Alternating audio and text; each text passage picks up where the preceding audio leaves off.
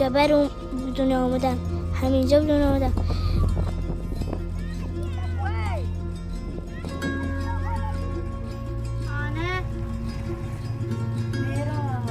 برداشت مدرسه نفس عمیقی کشید.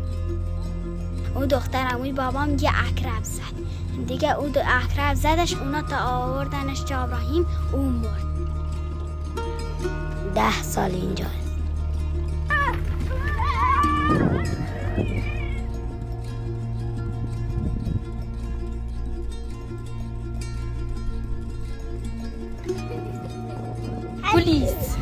پلیس گایدان من سرگرد میشم.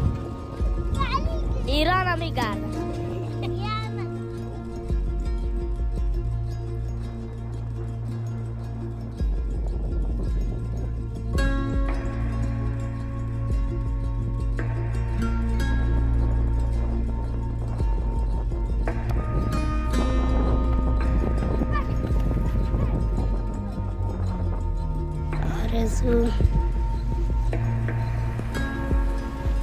آرزو نمیدونم.